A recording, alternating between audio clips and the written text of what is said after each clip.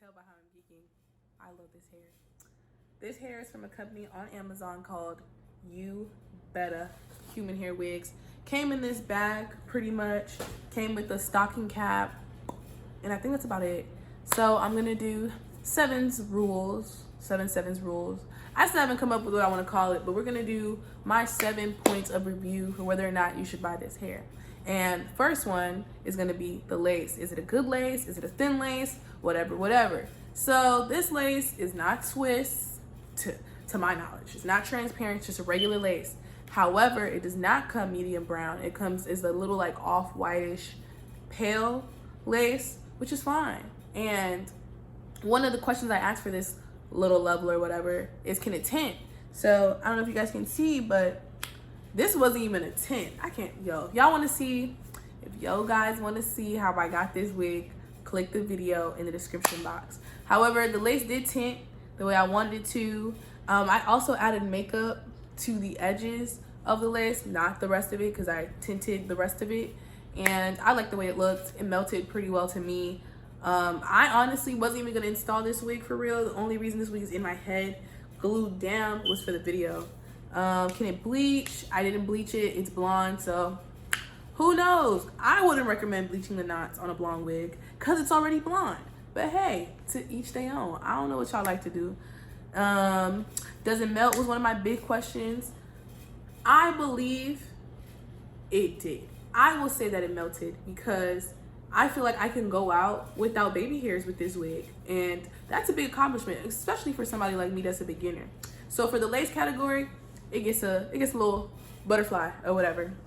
For number 2, the body of the hair. Does the hair tangle? Does it shed? Does it feel soft? And my notes are down here. Does it feel soft? Is it true to length? I didn't measure it, but I got this hair. This is 10 inches. This is 10 inches. I believe that it's true to length. It looks true to length. It's what I wanted when I got it. The hair does not tangle. This hair is incredibly silky.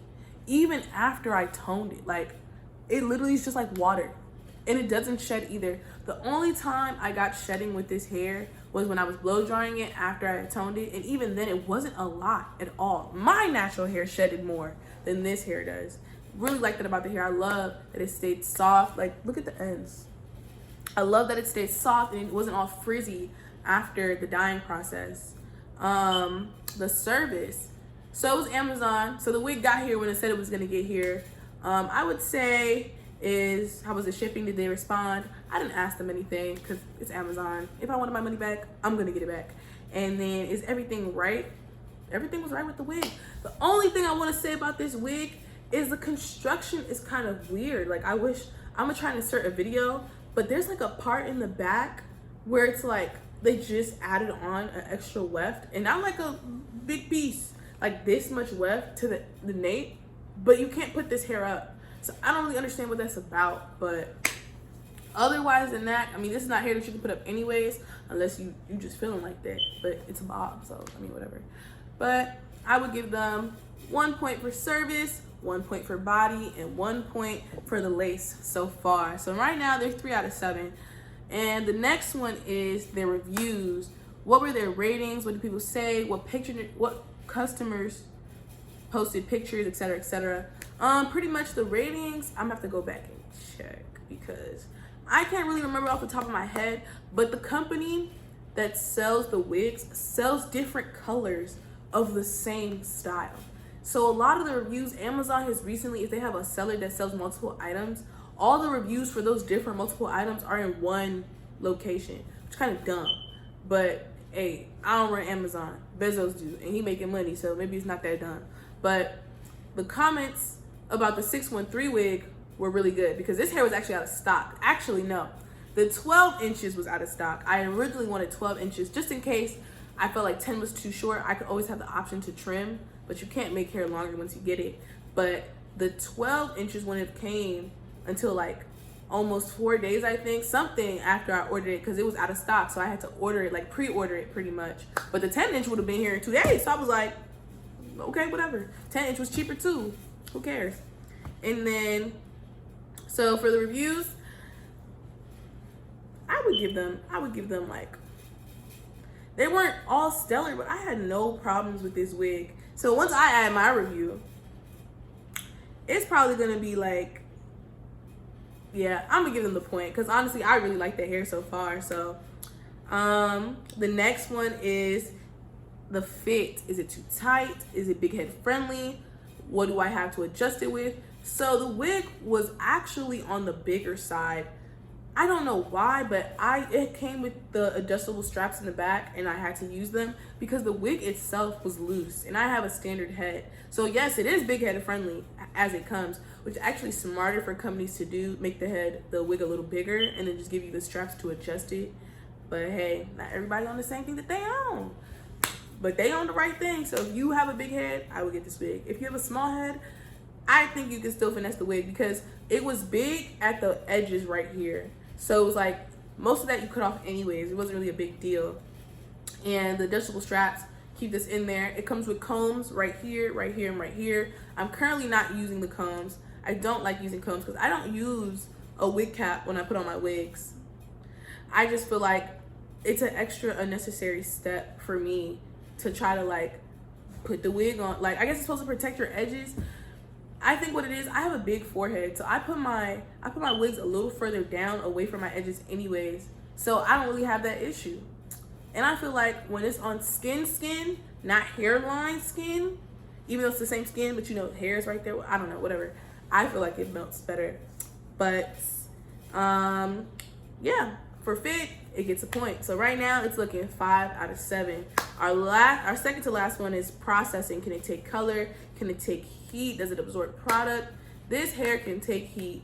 When I first initially like started flat ironing it, what I had it on was the highest because I'm just so used to just through high heat, silky, and a story. However, with this hair, I felt like the heat was too high, so I dropped it to 250 and it still got silky straight at 250 degrees. And like for the bottom part, because I didn't like the bottom part puffy, because when you're like straightening hair, it's layers to the hair, so if you don't really get underneath, it's not really going to be straight. That's what I was going for, so I upped the heat on that and it took it fine. And I was really comparing this part of the review to a blonde wig I had a few years ago from Wiggins hair that was just awful. Like, it was terrible. It could not take heat. Like, I toned the hair, and then when I was flat ironing it, it was burning the toner out of the hair, and the hair turned this weird, like, it was actually a really crazy experience. And I paid a lot for that hair too, but it is what it is. Can it take color? Yes. So I toned this hair. Came as a regular 613. I'll try and I don't know if I have a clip, but if I do, I'll include one. Came as a regular 613 wig, and I used 57 and 04 from Revlon Color Silk. Again, click the link in the description box to see how I got this color, and came out great. I was following this one girl's video, but she had already toned the wig, but it wasn't the color that she wanted, so she used those two colors to balance it back out. And I hadn't realized that when I bought the products, but I was like, yo, I didn't buy this wig for any special occasion. Like, something gonna happen to the wig that I like. So, and I really like how this came out. But when I was processing it, I think the container that I used was not conducive to what I was trying to get, because it was like the back part was more yellowy blonde and the front was more ashy blonde, but it mixed really, really well together. I really like the hair. And then last one, price. Is it reasonable? Is it worth the buy? Is it a splurge?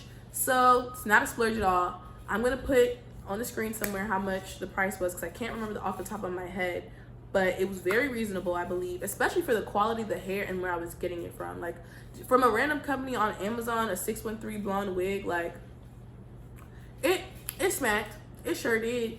And is it worth the buy? I think this is an initial review, so right now we'll get the point. The only time a hair will get a point taken away is if I make another video. So if you're watching this video and you don't see another video, like 2-month, 3-month update on this wig, it's because the wig was fine. I will only do an update if I feel like there's something new and important to tell you guys. So right now, I believe it's worth the buy. Is it a splurge? Definitely not. What category does this fall into? Money ain't a thing, balling on a budget, or penny pincher? I feel like if you're balling on a budget, this the wig for you. Penny pincher, almost, because when I shop for hair, y'all, I am in the penny pincher category. I don't care how much money I have. I'm not finna blow money on weave, y'all. The install is already like $200. I be trying to get the hair for the lowest possible price. So I would say this is very balling on a budget and almost penny pincher. So if you are a penny pincher and you're looking for your version of a splurge, this is it. If you are balling on the budget, this already fits into what you got going on. But if you're, you know, money in a thing, if you like it, get it. But it's not perfect. Like the construction makes me want to take 0.5 off, but it has nothing, it doesn't affect the wig in any concept or any shape or way or form. So yeah, but that's the initial hair review. I tried to make sure it wasn't long or drawn out, which is why I have the 7 steps, so you can clearly see boom, boom, boom. Should I get the wig or should I not get the wig? I say get the wig.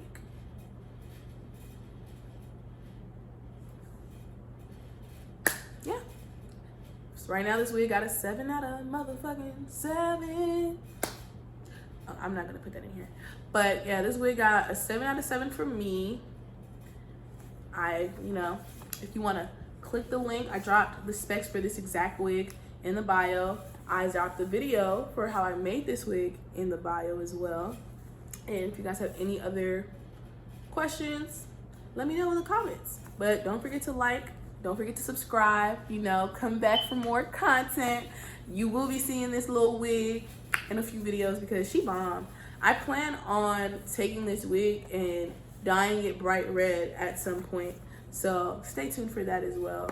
I try to buy hair in a way that I can get more than one style out of it, baby girl. You can't just be buying baby blue wigs, baby. You need to buy a blonde wig first and then dye the baby blue and then take the color out the baby blue.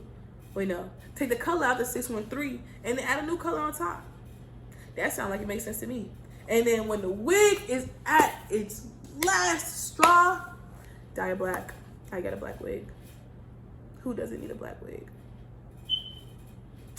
But yeah, like, comment, subscribe, you guys. Thank you so much for watching my review. I hope you watch how I actually got this color, and I will catch you on the flip side.